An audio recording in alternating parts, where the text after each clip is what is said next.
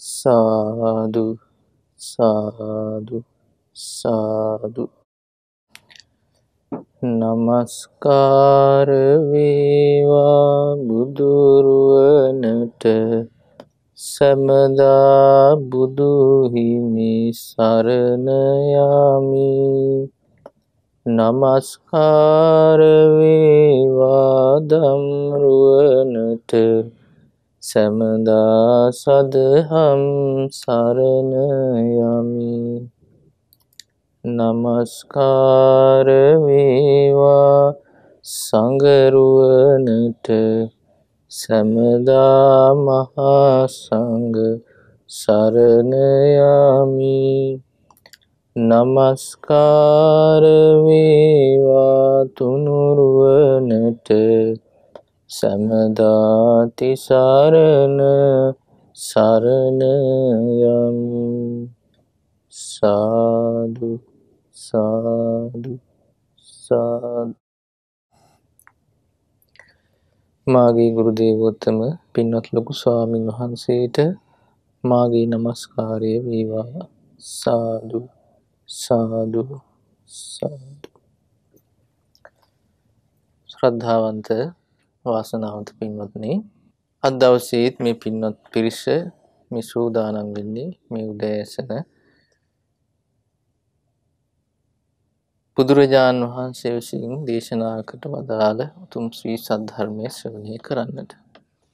ඉතින් අද දවසේ මේ ධර්ම දේශනාවේ විකාශන දායකත්වයේ ධර්මින් පුණ්‍ය ධර්මයන් රැස් කරගන්නේ මේ පරිලෝකීය HP ප්‍රේමචන්ද්‍ර පියාණන්ට පුණ්‍යානුමෝදනා කිරීම පිණිස අලපලාව කැප්පිටිවලාන පදිංචි පින්වත් එම්.ඒ. කුලරත්න මණිකේ මෑණියන්, ඒ වගේම ඒ දියණිවරුන් පිරිස විසින්. පින්වත්නි, අද අපි ඉගෙන ගන්නේ සුත්ත නිපාතයට අයිති ලස්සන බුදු දේශනාව. මේ දේශනාවේ නම තමයි ජරා සූත්‍රය. ජරා සූත්‍රය කියනකොට ඒකේ තේරුම ජරාවටපත් වීම. ජරාවටපත් වෙනවා කියලා කියන්නේ වයසට යනවා. බුදු දේශනාවල තියෙනවා හරි ලස්සන මේ කාරණේ පැහැදිලි කරලා මේ උපන් සත්වයාගේ ජීවිතේ දකින්න තියෙන ලක්ෂණයක් තමයි ජරාවටපත් වීම කියන එක. ඒක ඉපදීමත් එක්ක සම්බන්ධ වෙච්ච දෙයක්. ඉපදීම කියන හේතුව නිසා හටගත් දෙයක්. එතකොට මේ උපන් සත්වයාගේ ජීවිතය දකින්න තියෙන මේ ජරාවටපත් වීම මේක ජීවිතයේ ස්වභාවයයි කියලා තේරුම් ගන්න කියනවා බුදුරජාණන් වහන්සේ. සාමාන්‍යයෙන් මේ ලෝකේ සත්වයාට ඒ වැටහීම නැහැ. උපන් සත්වයා ජරාවටපත් වෙනවා කියලා.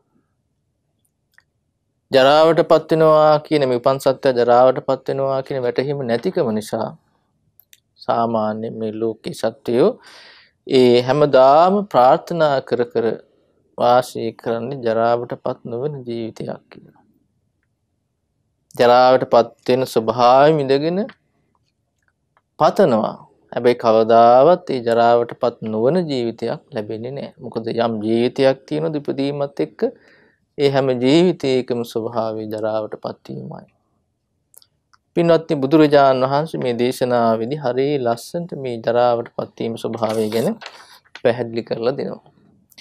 බලන්න පින්වත්නි, බුදුරජාණන් වහන්සේ මේ දේශනාව විස්තර කරන්නේ කොහොමද කියලා නා දේශනා කරනවා. අපං වත ජීවිතං ඉදං ඕරං වස්ස සතාපි මීයති යෝචේපි අතිච්ච ජීවති අතකෝසෝ ජරසාපි මීයති. අපි පින්න ලොකු ස්වාමීන් වහන්සේ ලස්සනට මේක පරිවර්තනය කරලා තියෙනවා කවියෙන්ම. බලන්න, සැබවින්ම මේ දිවියේ ටික කලයි තිබෙන්නේ, වසර 100කට පෙර බොහෝ අය මැරෙන්නේ. යන්තමි නීට වැඩි කලක් නම් ගෙවන්නේ, ජරාවෙන් දුකටපත් වෙලා ඔහු මැරෙන්නේ. දැන් බලන්න පින්වත්නි, මේ ගාථාවේ තේරුම දේශනා කරනවා බුදුරජාණන් වහන්සේ. හරි ටික කාලයයි මේ ජීවිතේ තියෙන්නේ කියලා. හරි ටික කාලයයි. සාමාන්‍යයෙන් අද කාලේ ගත්තොත් මිනිස්යන්ගේ පරමාශ අවුරුදු 60ක් 70ක්. උපරිමයට ජීවත් වුණත් ඊට වඩා ජීවත් වෙන්න පිරිස දකින්න නෑ. අවුරුදු 60ක් 70ක්. දැන් සමහර රටවල් තියෙන අවුරුදු 40 50 වෙනකොට ඒ රටේ මිනිස්සුන්ගේ පරමායුෂ දැන් අප්‍රිකානු රටවල් එහෙම. අවුරුදු 40 50 කියලා කියන්නේ ජීවිත කාලය කියලා ඉවරයි ඒ කෙනා. එතකොට මේ කාලේ මේ අවුරුදු 50ට කියනකොට මේක මහලු කාලයක් කියලා හිතෙන්න පුළුවන්. බුදුරජාණන් දේශනා කරන්නේ මේ ටික කාලයයි. මේ ජීවිතයේ මේ පවතින ස්වභාවය ගැන කියනකොට බුදුරජාණන් වහන්සේ උපමාවක් අදාලා හරියට දී ඇඳපු ඉරක් වගේ කියනවා. දී ඉරක් ඇඳහම ඒක එසනින් නැති වෙලා යනවා. අඳින පමාවෙන් නැති වෙලා යනවා. ඒ වගේ තමයි මේ ජීවිතය කියන්නේ. සුටුස් ගල් නැති වෙලා යන එක. බොහෝ කල් පවතින එක. හරියට මේ තනාග තියෙන පිණි බිඳුවක් වගේ කියනවා. උදෑසන සූර්යා උදා වෙද්දී අර තනකොළඟ තියෙන පිණි බිඳුව සුරුස් ගාලා වාස් වෙලා යනවා. නැති වෙලා යනවා. මෙන්න මේ වගේ කියන මේ ජීවිතේ බොහෝම ස්වල්ප කාලයකට තියෙන. බුදුරජාණන් දේශනා කරන අවුරුදු 100කට කලින් බොහෝ කට්ටිය මැරෙනවා කියනවා. අද කාලේ ගත්තොත් ඔක්කොම මැරෙනවා. දැන් මේ බුද්ධ කාලේ දැන් අවුරුදු 2500කට 600කට කලින් ඒ කාලේ මිනිස්යන්ගේ පරමාවශ අවුරුදු 100ක් 120ක්. අද එච්චර නෑ. එතකොට කියනවා ඉතින් ඒ විදියට ටික කාලයක් වැඩිපුර හිටියොත් එහෙම අවුරුදු 100ක් අමාර ජරාවෙන් දුකටපත් වෙලා මැරෙන්න කියනවා. මරණයට පත් වෙනකොට බොහෝ දුක් පීඩාවට පත් වෙනවා. දැන් බලන්න වයසට ගියපු කෙනෙක් ජීවිතයක් බැලුවට පස්සේ හරියට ඇවිද ගන්න බෑ.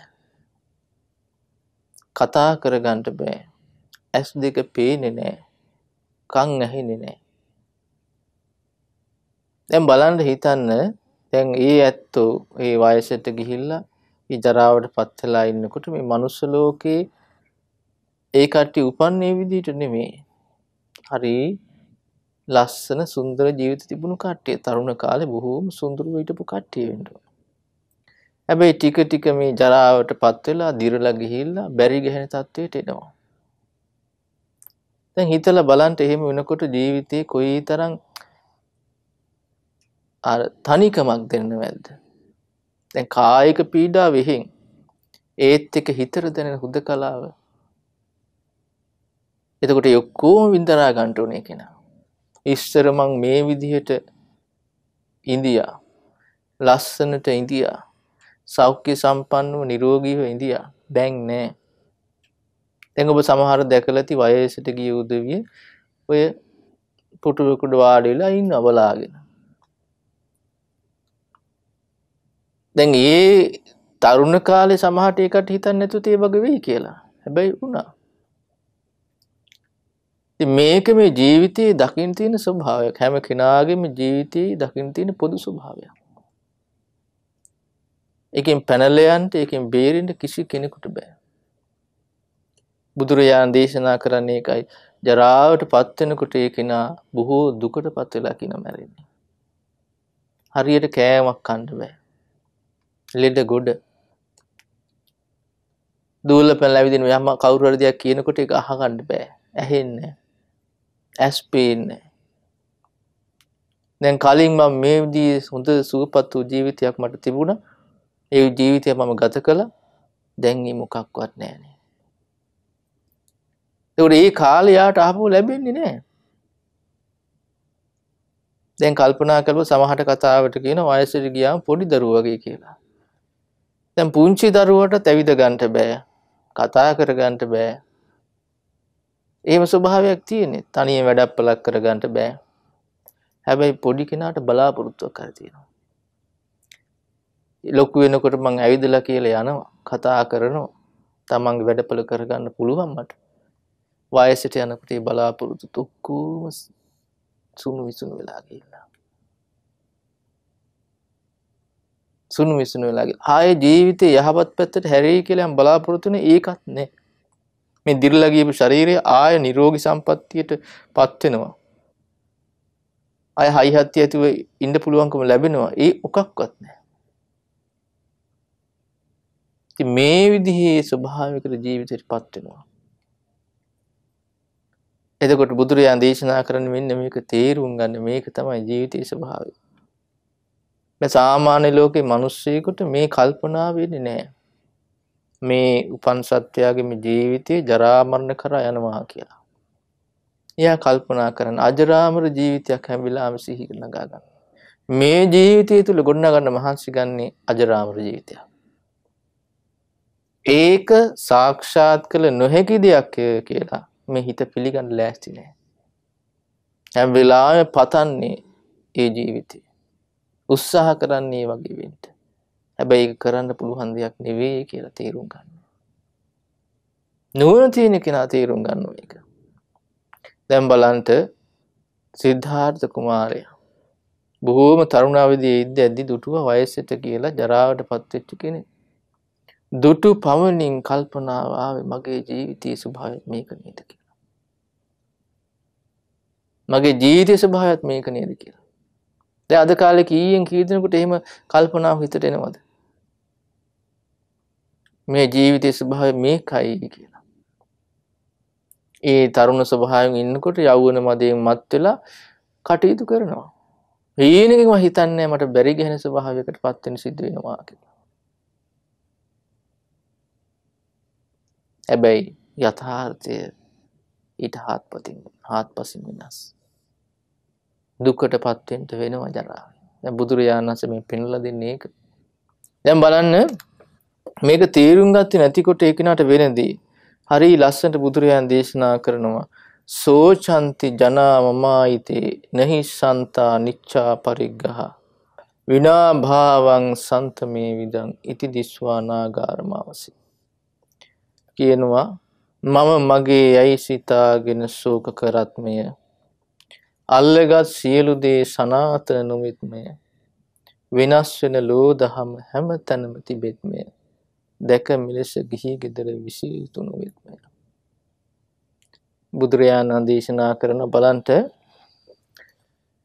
මේ ලෝකෙ මේ යථාර්ථය තේරුම් ගන්නේ නැති කෙනා තමන්ගේ කියලා මේ අල්ලගෙන ගොඩ ගහගෙන ඉන්න කියනවා. මගේ කියලා. මගේ ගෙදර, මගේ වාහනේ, මගේ රැකියාව, මගේ අමුදරු, මගේ ඉඩකඩම් මේ විදිහට මේ දේවල් දැඩිව ග්‍රහණය කරගන්නවා. හැබැයි දන්නේ නැහැ මේවා අනිත්‍ය ස්වභාවයට අයිති දේවල් කියලා. ඒ හැම දෙයකම මේ ජරාවටපත් වෙලා විනාශ වෙන ස්වභාවය තියෙනවා. අපේ ජීවිතයට සම්බන්ධ වෙන මොන දෙයක් ගත්තත් අපේ ගෙදර ගත්තත් ඒක ටික ටික ජරාවටපත් වෙනවා. නැසිලා වෙනසිලා යනවා. අනිත්‍ය ධර්මයට යටත් ඒ හැම එකම. දරුමල්ල ගත්තත්, යාන වාහන ගත්තත් මේ හැම එකේම තියෙන්නේ මේ ස්වභාවයමයි. මොකද මේ ලෝක ධර්මයේ මේක තේරුම් ගත්තේ නැති කෙනා හැම වෙලාවෙම අර නিত্য දේ පතපතා නিত্য ස්වභාවයෙම හිත පිහිටවගෙන කටයුතු කරන අර අනිත්‍ය වෙලා යනකොට බොහොම ශෝක පීඩාවටපත් වෙනවා. අල්ලගෙන. දැන් බලන්න ඒක තැනක හරි ලස්සන සිදුවීමක් තියෙනවා. රට්ටපාල මහරහතන් වහන්සේ ගෙදරට වැඩපු වෙලාවේ තාත්තයි අම්මයි කල්පනා කළේ මේ පුතා ස්වාමීන් වහන්සේගේ සිවුරු අරව ගන්නට. කැමැත්තෙන් පැවිදින අවසර දුන්නේ නැහැ. නොකර බැරිඳ අවසර දුන්නේ. හැබැයි රට්ටපාල ස්වාමීන් වහන්සේ ධර්මය අවබෝධ කරපු නිකලෙස් උත්තමයෙක් එතකොට. උන්වහන්සේ ගෙදරට වැඩියට පස්සේ ආසනයක් පනවලා රත්තරන් ගොඩකුයි රිදී ගොඩකුයි පෙන්නලා ස්වාමීන් වහන්සේට ආරාධනා කරනවා පුතේ රට්ටපාල මේ ඔය ශ්‍රමණ ජීවිතයෙන් පළක් නැහැ. මේ බලන්ට මේ ධන සම්පන්දිහා. මේ දේවල් භුක්ති විඳලා මේ ගිහි ජීවිතය ගත කරමින් පිනක් දහමක් කරගෙන ඉන්න. දැන් ඒ ජීවිතය තුළ කිසි වැරැද්දක් නැහැ සාමාන්‍යයෙන්. දැන් ගිහි ජීවිතය ගත කරන කෙනෙක් හොඳ පිනක් දහමක් කරගෙන දන් දීලා සිල් රැකලා කටයුතු කරගෙන ඉන්නවා. වැරද්දක් නැහැ. දැන් කෙනෙකුට හිතෙන්න පුළුවන් මොකක්ද තියෙන ගැටලුව?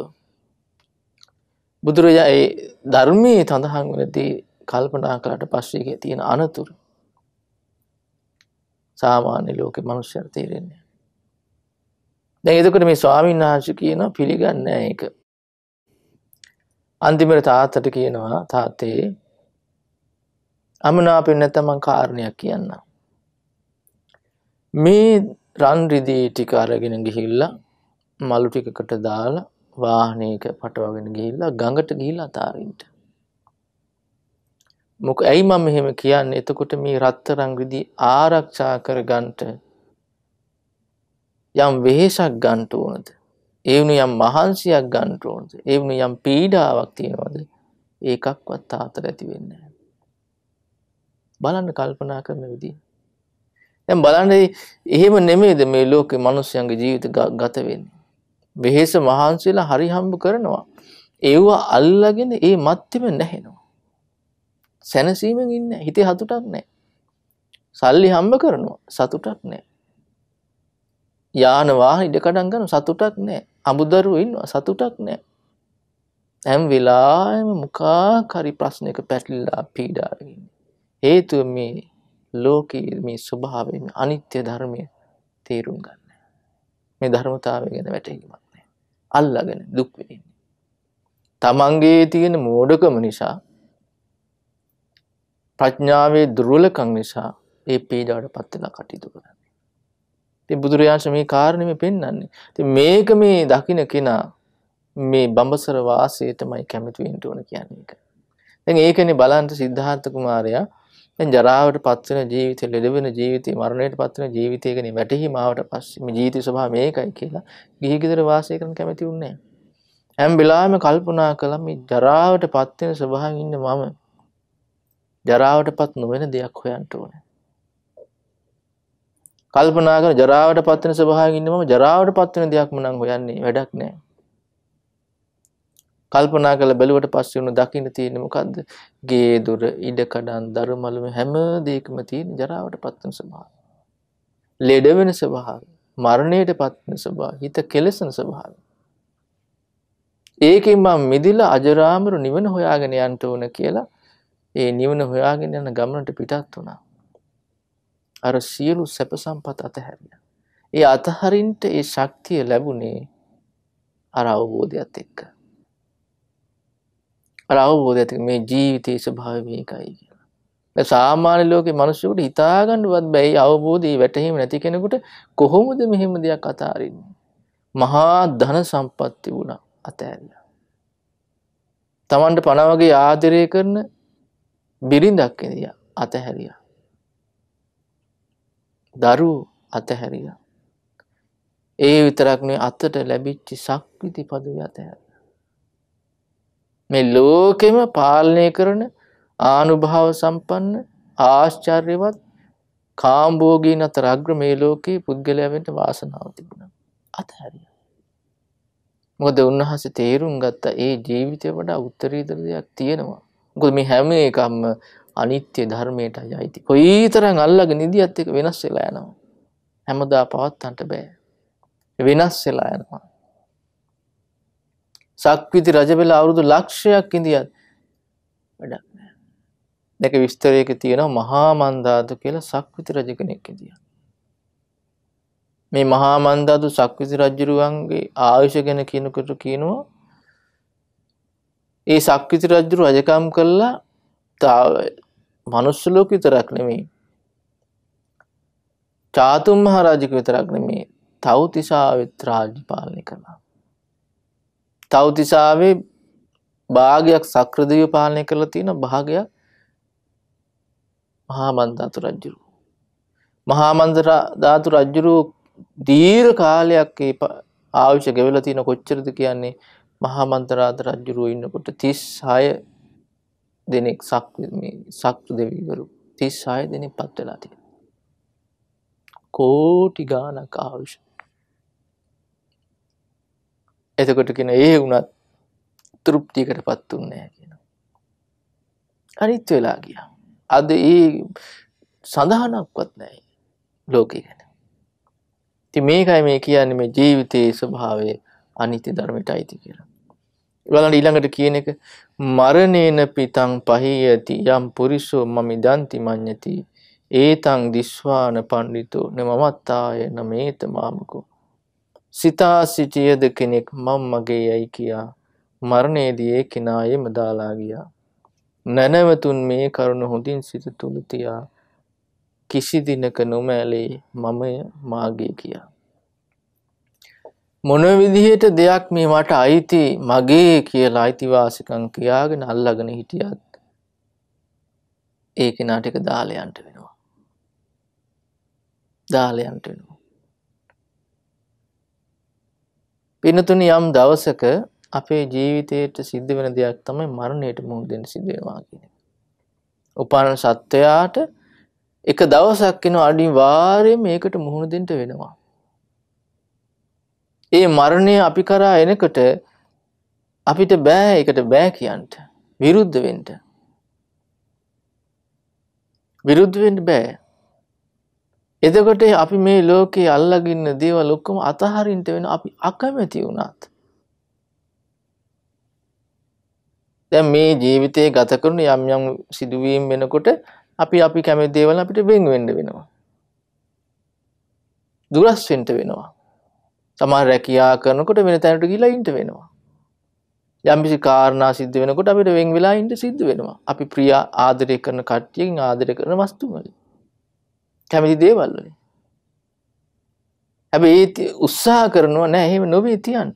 හැබැයි මතක තියාගන්න ඕන පින්වත්නි දවසක් එනවා අපි මේ ජීවිතින් සමුගන්න.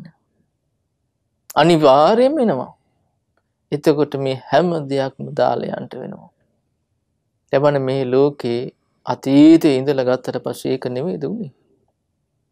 මහා ආනුභාව සම්පන්න රජවරු ඉඳියා. යොක්කෝම තමන්ගේ රාජ්‍ය රාජ ආශ්චර්ය සියලු දේ අතහැරලා දාලා රජවරු මේ පරලෝ ගියා. එදා වේල කන්නති හිඟන කට්ටිය ගියා. ඒ කට්ටියත් ඒක වුණා. මහා ලස්සන රූප ස්වභාවයක් තියෙන සුන්දර ජීවිත ගත කරපු දෙවියන්දියා. ඒ කට්ටියත් ඒක වුණා. මහා ශක්තිමත් යෝධයෝ ඉඳියා. අපි අහලා තියෙනවා අපේ වංශ කතාවල වැලි මිරිකලා වතුර ගත්ත කට්ටිය ඉඳියා කියලා. ඒ තරම් ශක්ති සම්පන්න, ජව සම්පන්න කට්ටිය අනිත්‍ය ධර්මයට යටත් වුණා. මේ තමන් ප්‍රිය කරන සීරු දේවල් දාලා පරලොව ගියා. අපි තේරුම් ගන්න ඕන පින්නතුනි අපේ ජීවිතත් ඒකයි කියලා. ඉතින් බුදුරජාණන් දේශනා කළේ ඒකයි සිහි කරන්ට අපි මේ ප්‍රියමනාප දේවල් අපිට දාලා යන්න වෙනවා කියලා. ඒක තේරුම් ගත්ත කෙනා මේ දේවල් දැඩිව ග්‍රහණය කරගන්නේ මම මගේ කියලා. අතහරින්න වෙනවා කියලා දන්නවා. වෙන් වෙන්න වෙනවා කියලා දන්නවා. නැති කෙනා මහා පීඩාවටපත් වෙනවා. දැන් ඒක තැනක තියෙනවා අර මුණ්ඩ රජුරු තමන්ගේ දේවින් වහන්සේට හරියට ආදරය කළා. හදිසියෙම මේ දේවින් වහන්සේ මලා මේක දරා ගන්න බැරි වුණා රජුරුවන්ට. කන්නේ නැතුව, බොන්නේ නැතුව, නාන්නේ නැතුව කිසි වැඩක් කරන්න තියදී. අර දේවින් වහන්සේගේ ශරීරයට බෙහෙත් ගලවලා වීදුරු පෙට්ටියක දාලා බලාගෙන ඉන්නවා අනේ මගේ බිසෝන් වහන්සේ මලා. ඊට පස්සේ පියක කියන ඇමතිතුමා මේ රජුරු එක්කන් යනවා මහා කප්පින මහරහතන් වහන්සේ මුණගෙන. කප්පිනියන් වහන්සේ ධර්මයේ දේශනා කරනවා. එතකොට තේරුම් ගන්නවා මේ ජීවිතයේ යථාර්ථය මේකයි කියලා. මේ අනිත්‍ය ධර්මයට අයිති ජරාමරණ කලා මේ ලෝකේ යනවා. ප්‍රිය දේවල් වලින් වෙන් වෙන්න සිද්ධ වෙනවා මේ යථාර්ථය තේරුම් ගත්තා. රජුරෝ කිව්වා පියක බිසෝන් වහන්සේගේ ශරීරය ආදාහනය කරන්න. සෝහොන්ට ගිහින් දාන්න කැමති දෙයක් කරන්න කියලා. අර පීඩාවට පත්‍ය ස්වභාවයෙන් දුරු. මේ ජීවිතේ ඉන්න. ඒතර අපි මේ ජීවිතය අතහැරලා දාලා යනකොට මේ සියල්ල අතහැරලා දාලා යන්න වෙනවා. එකක්වත් අරගෙන යන්නේ නැහැ. ඒ නිසා බුදුරජාන් දේශනා කරලා මේව කෙරේ ආසාවෙන් බැහැගෙන ඉන්න එක හොඳ නෑ. ග්‍රහණය කරගෙන ඉන්න එක. ඒ නුවණ තියෙන කෙනා මේක තේරුම් අරගෙන ඒ බැඳීම් දුරු කරන්න මහන්සි ගන්නවා. ඒ ඇලීම් වලින් තොර වෙලා. බුදුරජාන් දේශනා කරන ඊළඟට බලන්ට සුපිනේන යතාපි සංගතං පටිබුද්ධෝ පුරිසෝන පස්සති ඒවම් පිපියා අයිතං ජනම් පේතං කාලකතං පස්සති කියන සිහිනකින් එක් වෙලා සොම්නසින් සිටිද්දී බොඳ වෙලා යයිසනි නවද වී බලද්දී මේ ලෙසින් තමා ප්‍රිය කළ අයද මැරෙද්දී නොම ලැබේ යලි දකින්නට කොතෙක් කරනද. බලන්න ලස්සන කතාව. නිදාගෙන ඉන්නකොට අපි ලස්සන හේන දකින්නවා. ඒ අවදි වෙනකොට හීනේ ඉවරයි. කොයිතරම් ආශා කළත් ඒ හීනේ දකින්න බෑ. ආයේ හීනේ දකින්න බෑ. කොයිතරම් පැතුවා. ඒ වගේ තමයි කියන තමාට හිතවත් තමා ප්‍රිය කරන අය මැරලා යනවා. කොයිතරම් හඬා වැළපුණත් ආයේ ඒ ඇත්තු දකින්න ලැබෙන්නේ නැහැ. ආයේ ඇත්තු දකින්න ලැබෙන්නේ නැහැ. පරලොව ගියා. ඒ සමහර අවස්ථාවල අපි සමහර අපි ආදරය කරන අපි හිතවත් කට්ටිය මේ පරලොව ගියාට පස්සේ වැළපෙනවා. හඬා වැළපෙනවා. කෑමර දෙනවා. හැබැයි ඒ අට්ටිය ආයේ නැහැ මේ ලෝකෙට. අපේ අම්මා තාත්තා වෙන්න පුළුවන්, ආදරය කරන ස්වාමී බිරිඳ වෙන්න පුළුවන්, දරුවෙක් වෙන්න පුළුවන්. ටික කාලේ සමහර ටික කාලයක් යනකොට මතකත් නැහැ ඊට පස්සේ මොනවාද කියලා. මේ ජීවිතේ හැටි. ජීවිතේ හැටි එක තැනක තියෙන ප්‍රේත වස්තුවක එක දේවින්හස් කෙනෙක් උබ්බරී කියලා බර්ණස් රජුරුවන්ගේ බිසෝන් වහන්සේ. බර්ණස් රජුරුව මැරුණා කියලා ආඩනවා. එතකොට තාපසින් වහන්සේ කෙනෙක් ඇවිල්ලා අහනවා ඇයි මේ අඩන්නේ? එතකොට අහනවා කියනවා ඔබ වහන්සේට පේන්නේ නැද්ද මේ සොහොන මේ මෙතන ඉන්නේ චූල්නි බ්‍රහ්මදත්ත රජුරුව මගේ ප්‍රිය රජුරුව මගේ ස්වාමියා මාදිරය කරපු කෙනා එයා මල. ඊට පස්සේ අහනවා මීට කලිනුත් හිටිය බ්‍රහ්මදත්ත රජුරුව චූල්නි කියලා. ඒ 84000ක් බ්‍රහ්මදත්ත රජුරුවලා හිටපු කට්ටියට බිසෝන් වහන්සේලා හිටිය ඔබ කියන ආදරේ. හැබැයි ඒ 84000 අමතක කරලා ඇයි මේ අන්තිමට මැරිච්ච කෙනා ගැන හිතලා අඬන්නේ කියලා. බලන්න මේ සංසාරයේ ස්වභාවය. අඬා වැළපි ප්‍රියංගේ වෙන් වෙනකොට මේ දුකසේ යන ගමන. මේ කිසි දෙයක් අපි දන්නේ නැහැ. කිසි දෙයක් දන්නේ නැහැ. ඉතින් බුදු කෙනෙක් පහළ වෙලා තමයි පින්නතුනි අපිට මේ කාරණේ පෙන්ලා දෙන්නේ තේරුම් ගන්න කියලා. ඉතින් එහෙම බුදුරජාණන් වහන්සේගේ ධර්මයේ ඇහෙනකොට ඒක තේරුම් ගන්න දක්ෂකමක් අපි ඇති කරගත්තේ නැත්නම් අපි හරිය අවාසනාවන්තයි. දැන් බලන්න මේ කියපු කතාව මේ හීනයක් දැක්කට පස්සේ ආයේ නැගිටට පස්සේ ඒක ඉවරයි. කොයිතරම් කැමතිනොත් හීනේ දකින්න බෑ. ඒ වගේ තමයි මේ ප්‍රිය කරපු කට්ටිය ආදරෙන් ඉන්න කට්ටිය මැරලා යනවා. අඬා වැළපුණා කියලා ආයේ කට්ටිය දකින්න. ඊළඟට බාන පිනතුනේ බුදුරයන් දේශනා කරනවා දිඨාපි සුතාපි තේ ජනා යේසං නාම මිදම් පෞච්චති නාම මේවා වස්සති. ඊළඟට බාන බුදුරයන් දේශනා කරන පින්වත්නි දිඨාපි සුතාපි තේ ජනා යේසං නාම මිදම් පෞච්චති නාම මේවා වසිස්සති අක්ඛේයම් පේතස්ස ජන්තුනෝ. කියනවා ඔවුන් ගැන අසා දැක ඇති යමක් තිබුණ විට මරණයේදී හැරදමා යයි එනම් ඉතිරි කොට කතා බස් කරන විට අතීතයේ මෙනෙහි කොට නම පමණි කියන්න තිබෙන්නේම කලට.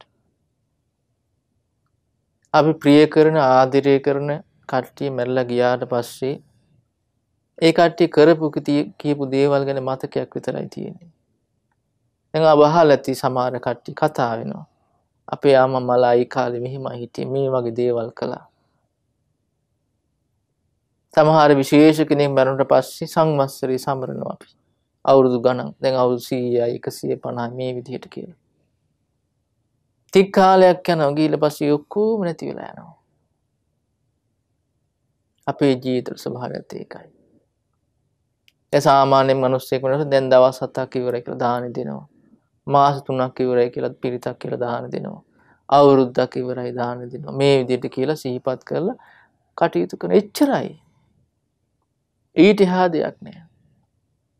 මතක තියාගන්න අපේ ජීවිත ස්වභාවයත් ඒකමයි. බුදුරජාණන් දේශනා කරනවා ඊළඟට බලන්න සෝක පරිදේව මච්චරං න ජහන්ති ගිද්ධාම්මායිතේ තස්මා මුනියෝ පරිග්ගහං හිත්වා චරින් සුඛේම දසිනෝ. මම්මගේ යන දෙයට ගිජු වෙලා වසන්නේ ශෝක වැළපු මසුරුකම් බැහැර නොයන්නේ. එනිසා මුනිවරුන් හැම බැඳුම් නසන්නේ බියක් නැති නිවන් දැක තුටින් කල් ගෙවන්නේ. කියනවා සාමාන්‍ය ලෝකේ ජනයා සත්‍යෝ මම මගේ කියලා මේව අල්ලාගෙන කටයුතු කිරීම තුළ ඒ කටේ ලැබෙන්නේ හඬා වැළපීම් කියනවා. අකුසල් කියනවා. ඒවත් එක්ක ඉන්නකොට ඊර්ෂ්‍යා මසුරුකම් ආදී වැඩෙන්නේ කියනවා. එතස අකුසල් කරන්නේ ඒත් එක්ක කර්ම රැස් කරගෙන දුගතිය උපදින. ඒ නුවණ තියෙන කෙනා මේ දේවල් තේරුම් අරගෙන මේ බන්ධනයන් දුරු කරන්න මහන්සි ගන්නවා. ඒ බැඳීම් මුලින්ම දුරු කරලා නිවන අවබෝධ කරලා සතුටින් කාලය ගත කරනවා. දැන් බලන්න බුද්ධ කාලේ ඉන්දියා රහතන් වහන්සේ නමක් භද්දිය කියලා. මේ භද්දිය මහරහතන් වහන්සේ කලින් රජ කෙනෙක්. මේ රජුරෝ පැවිදුණාට පස්සේ දැන් රහත් වුණාට පස්සේ පැවිදි වෙලා දැන් විශේෂයක් බාහිරින් දකින්න නැහැනේ. ඉතින් මේ ස්වාමීන් වහන්සේ යනකොට හැම තැනම ඉතින් මේ ස්වාමීන් වහන්සේගේ මුවින් පිට වෙන වචනයක් තමයි අහෝ සැපයක්. අහෝ සැපයක් කියලා. ඉතින් මේක අහපු ස්වාමීන් වහන්සේලා පිරිසකට හිතුණා මේ බද්දිය ස්වාමීන් වහන්සේට ආපහු මේ ගිහි සැප සම්පත් මතක් වෙලා රජ කෙනෙක්නේ. ඒ රජ සැප මතක් වෙලා තමයි මේ ගැන කියන්නේ කියලා කතා බහක් ඇති වුණා. ආයෙ ගිහි වෙන්නවත් හිතලත් දන්නේ නැහැ. බුදුරජාණන් වහන්සේට මේ කතාව ගියා. බුදුරජාණන් වහන්සේ බද්දිය ස්වාමීන් වහන්සේ ගෙනලා විමසුවා. මොකද්ද බද්දිය මේ කියන කතාව? ඉතින් බද්දිය ස්වාමීන් හරි ලස්සනට කියනවා ස්වාමීනි භාග්‍යතුන් වහන්සේ මං ගිහි ගෙදර ගත කරද්දී රජ කෙනෙක් ඒ රටක් ගත්තට පස්සේ රටේ දේශ සීමාව වටේට ආරක්ෂකයෝ ඉන්නවා. නගර ආරක්ෂකයෝ ඉන්නවා. මාලිගාවගත මාලිගාවේ ආරක්ෂකයෝ ඉන්නවා. මාලිගාව ඇතුළෙත් ආරක්ෂකයෝ ඉන්නවා. ස්වාමීනි භාග්‍යතුන් වහන්සේ මේ විදිහට මගේ ආරක්ෂාවට හැම වෙලාවෙම පිරිසක් ලැහැත්ති පිටින්දී. පැය 24. ස්වාමීනි භාග්‍යතුන් වහන්සේ ඒ වුණාට මම නිදා ගන්නකොට හරි බයෙන් නිදා ගන්නවා. හරියට මේ හිස ටිහලින් කඩුවක් එල්ලලා තියෙනවා වගේ. කොයි වෙලාවෙ කවුරු වෙලා මාව මරයිද දන්නේ නැහැ. මගේ රාජ්‍ය පැහැරගනීද දන්නේ නැහැ. මේ විදිහේ කල්පනාවන්ගෙන් මගේ හිත පිරලා තිබුණේ. සැපට නිින්දක්වත් නැහැ. මොන රජ කෙනෙක්ගේ හැටි.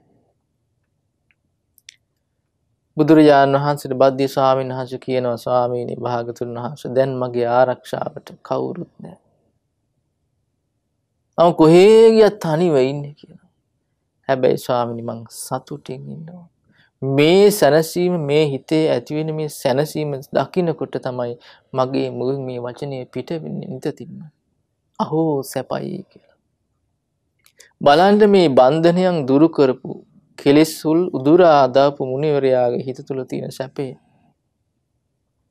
දැන් ඒකනේ කියන රහතන් වහන්සේලා ගැන කියන සුඛිනෝ වතරහන්තු. ඒ රහත් මුනිවරු ඒකාන්තයෙන්ම සැපසේ වාසය කරනසේක.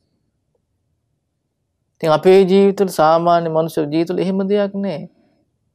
සැපයක් කියලා ගන්න දෙයක් නැහැ. තමාට සැපයයි කියලා හිතන්නේ කාමයේ ගැන විතරයි. ඇහෙන් රූපයක් බලලා, කනෙන් ශබ්දයක් අහලා, දිවෙන් රසයක් විඳලා, නාසයෙන් ගඳ සුවඳලා, කයින් පහස. ඔය ගැන හිතේ. ඒ ලාමක සුළු සැපයක් ගැන විතරයි කතා කරන්නේ. තමාට ඒකත් නෑ ජීවිතේ. පීඩාවෙන් ඉන්නේ. අඬා ඉන්නේ. කඳුළු හලන්න බැරි නිසා hina වෙන්නේ. හේතුව මොකද මේ ඔක්කොම මම්මගේ කියලා අල්ලගෙන ඉන්න එකත් එක්ක. මේ බන්ධනයන්ගෙන් බැඳිලා හිර වෙලා ඉන්න එකත් එක්ක මේ. ඉතින් ඒක දුරු කරපු මුනිවරයා සුවපත් වූ ජීවිතයක් ගත කරනවා. පින්වතුනි බුදුරජාණන් වහන්සේ මේ ධර්මයෙන් අපිට පෙන්ලා දෙන්නේ අන්නේ කරා යන්න. උන්වහන්සේ මේ ධර්මය අපිට කියලා දුන්නේ අපි සුවපත් කරවන්න. අපේ කරදරෙන් වැටෙන එක වළක්වන්න. දැන් උන්වහන්සේ මේ පෙන්ලා දුන්න නිෂ්කාමී වූ ඒ ආර්ය වූ උත්තරීතර නිවන් සැපය අපේ ජීවිත ළඟා කර දෙන්න. එතකොට ඒ කරා යන්න අපි මහන්සි ගන්න ඕනේ. ඒක තේරුම් ගන්න මේක තමයි උත්තරීතර දේ කියලා. මේ ලාමක කාමේ නෙමෙයි කියලා. කාමේ තුල ආස්වාදයක් තියෙනවා තමයි නැත්තේ නේ. ඇහෙන් රූප බලනකොට, කනෙන් ශබ්ද අහනකොට, නාසයෙන් ගඳ සුවඳ විඳිනකොට, කෑමක් කනකොට, කයෙන් පහස ලබනකොට ඒ ආස්වාදය තියෙනවා තමයි. හැබැයි ඒක නෙමෙයි මේ ලෝකයේ උත්තරීතර දේ. තේරුම් ගන්න. ඊට එහා ගියපු ආර්ය වූ සැපයක් තියෙනවා. මේ ලාමක වූ සැපයට වඩා. දැන් සාමාන්‍ය අද කාලේ මනුස්සයට වෙලා තියෙන ඒ ලාමක වූ ඒ සැපේ තමයි මහා ලොකු දෙයක් බවට පත් වෙලා පේන්නේ. ඇයි නුවණ නැහැ. නුවණ නැහැ. මේ කාමයට එක තුනේ ආස්වාදෙට රැවටිලා ආදීන ඔක්කොම අමතක වෙනවා. ආදීන ඔක්කොම අමතක ඒක සිහි කරන්නවත් කැමති නැහැ. ආස්වාදෙට රැවටිලා ඒ බැඳිලා ඉන්නවා. හැබැයි එයාට ආස්වාද විතරක් නෙවෙයි ආදීනටත් මුහුණ දෙන්න වෙනවා. ඉතින් පිච්චි ඉන්නවා. පිච්චි ඉන්නවා. ඒ සියලු දේ අතහැරියට පස්සේ උත්තරීතර සංසිඳීමක් කරා යන්න පුළුවන් සැපයක් කරා යන්න පුළුවන් කියලා තේරුම් ගන්න. ඒකයි බුදුරජාණන්සේට පෙන්ලා දුන්නේ. ඒ උත්තරීතර නිවන් සැපේ කරා යන්න. ඒක මේ ජීවිතේ සාක්ෂාත් කළ හැකි දෙයක්. මේ ලෝකේ බොහෝ මිනිස්සු ලක්ෂ කෝටි ගාණක් පිරිස ඒ ධර්ම ඒ විදිහට අවබෝධ කළේ සැපේ සාක්ෂාත් කළා. අපි ඒක තේරුම් ගන්න ඕනේ. අඩුම තරමේ මෙහෙම දෙයක් මේ ලෝකේ තියෙනවා වගේ. මේ කාම සැපේ ඉක්මවා ගියපු උත්තරීතරු නෙක්ඛම්ම සැපයක් තියෙනවා වගේ. ඒ අදහසවත් තියෙනවා. ගොඩක් දෙනෙකුට ඒකත් නැහැ. කාමෙම තමයි ලොකුට පේන්නේ. ඇයි ඒක තේරුම් ගන්න තරම් නුවණ මෝරලා නැහැ. ඒ විනිවිද මේ ලෝකේ දිහා විනිවිද දකින්න තරම් ඒ කෙනාගේ ප්‍රඥාව මෝරලා නැහැ. ඉතින් මේ ප්‍රඥාව දියුණු නොකර ගන්න තා එයාට ඇත්ත දකින්නත් බෑ. අර දුක් විඳගෙන යනවා. දුක් විඳගෙන යනවා. ඉතින් බුදුරජාණන් දේශනා කරන්නේ ඒකයි මුනිවරු නුවණ තියෙන උදවිය මේ යථාර්ථයේ තේරුම් අරගෙන ඒ බැඳුම් දුරු කරලා සුවපත් ජීවිතයක් ගත කරනවා කියන්නේ. ඊළඟට බලන්න තියෙනවා පතිලීන වරස්ස බික්ඛුනෝ භජමානස්ස විවිත්තමානසං පතිලීන වරස්ස බික්ඛුනෝ භජමානස්ස විවිත්තමාසනං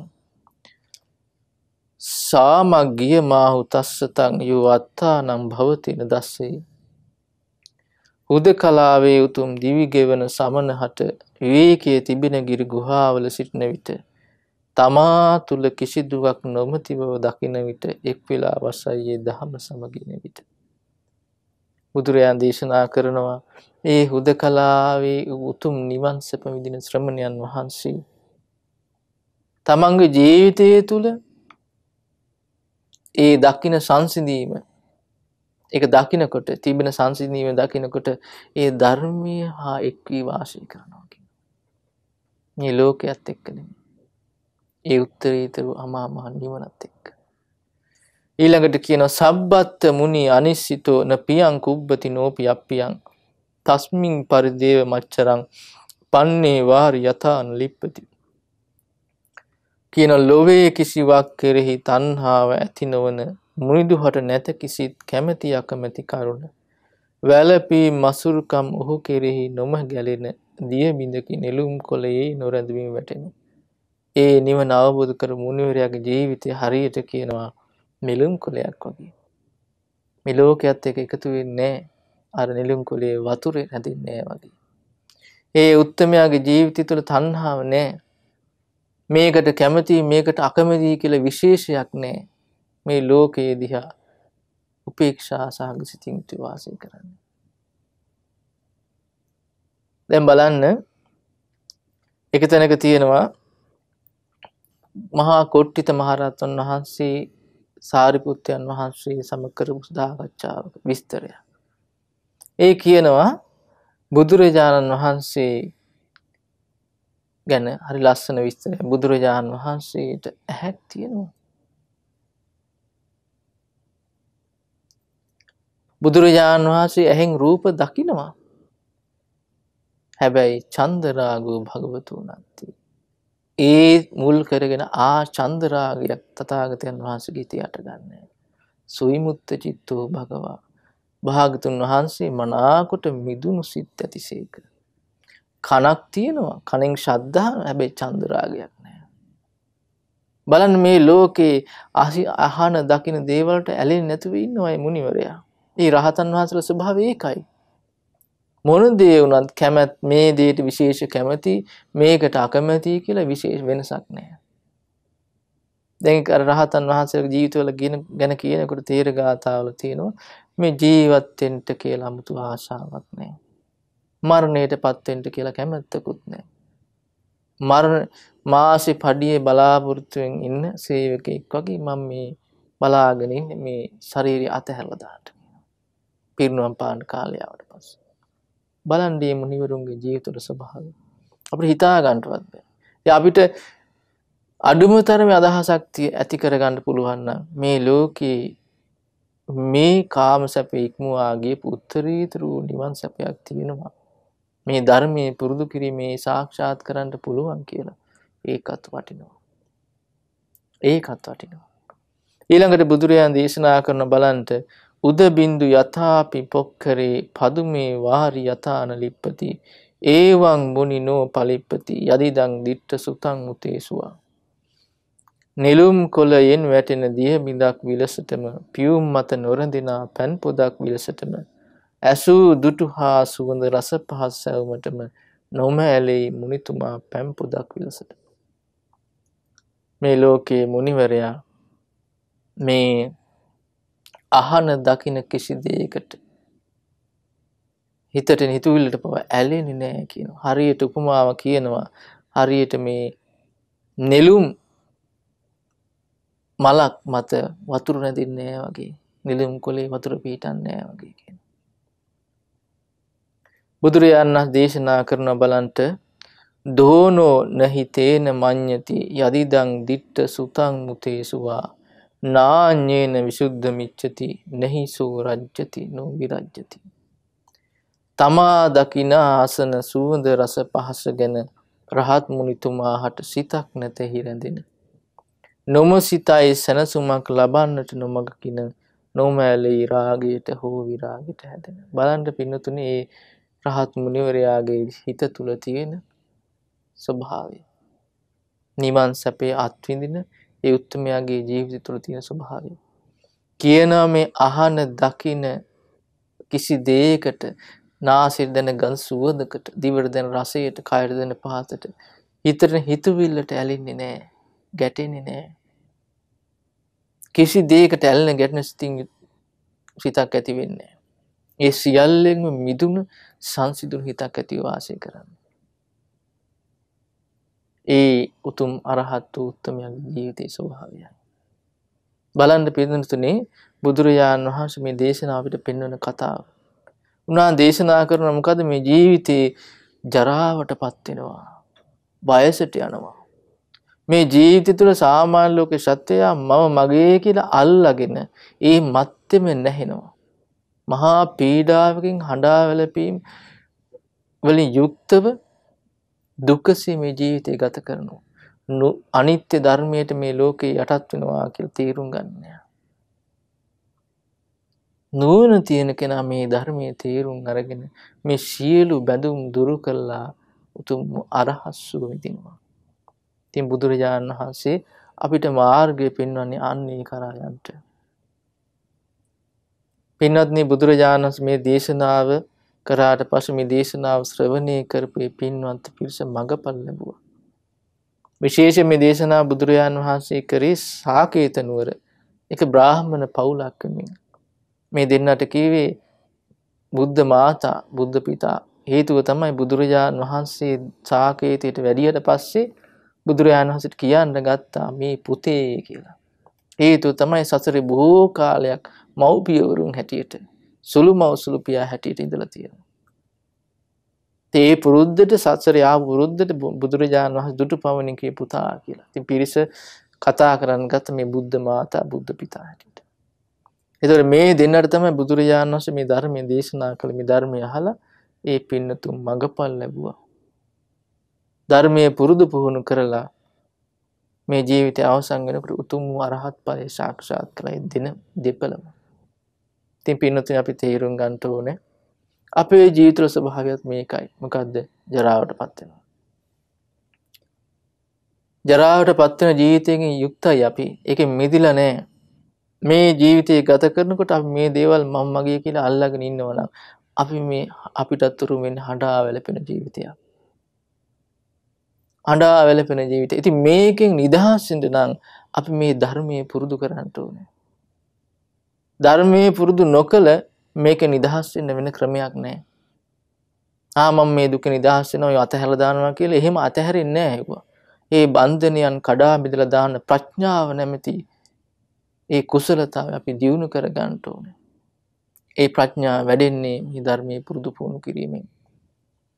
ධර්මයේ පුරුදු පුහුණු කිරීමෙන්. ඒ ධර්මයේ පුරුදු පුහුණු කරනකොට කල්යාණ මිත්‍ර ඇසුරි ධර්ම ඉගෙනගෙන අපි තුලේ ප්‍රඥා ආදී කුසලයන් වැඩෙනවා. ඒ ප්‍රඥාව ආදී කුසලයන් වැඩෙන තුල අර සීල බන්ධනයන් දුරින්ම දුර වෙලා යනවා. ඉතින් බුදුරජාණන් වහන්සේගේ ධර්මයේ තුල අන්නේ මාර්ගය අපිට පෙන්වා දෙනවා. ඉතින් අපිට තියෙන්නේ මේ දුර්ලභ අවස්ථාවේ ධර්ම ඉගෙන ගන්න ලැබුණ අවස්ථාවේ ඒ ධර්මයේ හොඳට ඉගෙනගෙන පුරුදු පුහුණු කර ගන්නට මහන්සි ගන්න එකයි.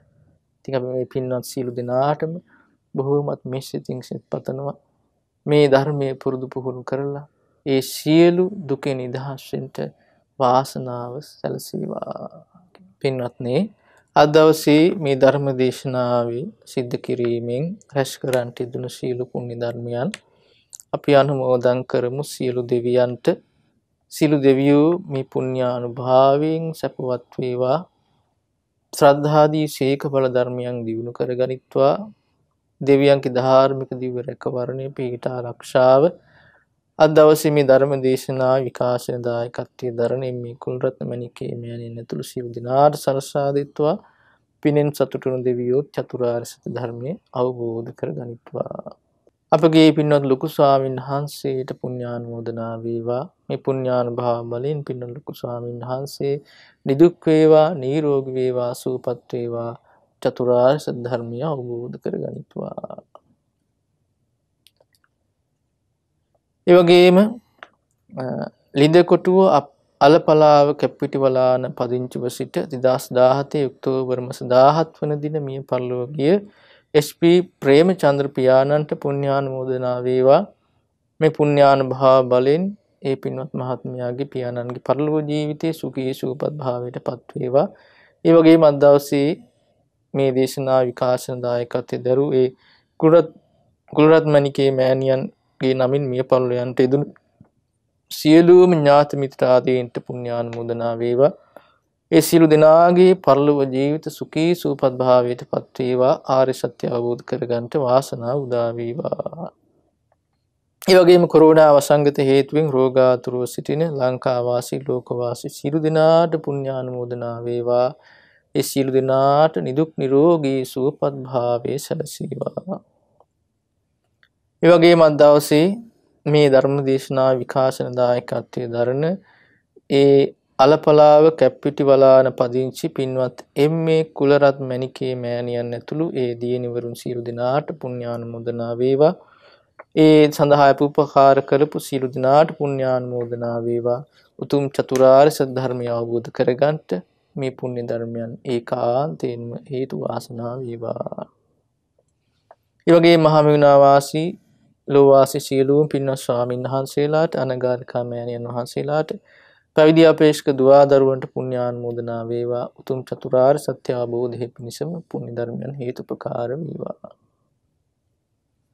ඒ වගේම ශ්‍රද්ධා රූපවාහිනී සියලුම පින්වත් පිරිසට ඒ වගේම ශ්‍රද්ධා මාසික ධර්ම දාන සමාජිකාවන්ට පුණ්‍යානුමෝදනා වේවා. ඒ වගේම අද දවසේ ධර්ම දේශනාව සහ සම්බන්ධ වුණ මේ පින්වත් සියලු දෙනාට පුණ්‍යානුමෝදනා වේවා. සියලු දෙනාට මේ පුණ්‍යානුභාව බලෙන් සියලු යහපත සැලසේවා. උතුම් චතුරාර්ය සත්‍ය ධර්මය අවබෝධ කරගන්නට වාසනාව උදා වේවා. හැම දිනාටම තෙරුවන් සරණයි. නමෝ බුද්ධාය. මෙවැනි වටිනා ධර්ම දේශනා ශ්‍රවණය කිරීමට ශ්‍රද්ධා ඩේලි YouTube චැනලය සබ්ස්ක්‍රයිබ් කරන්න.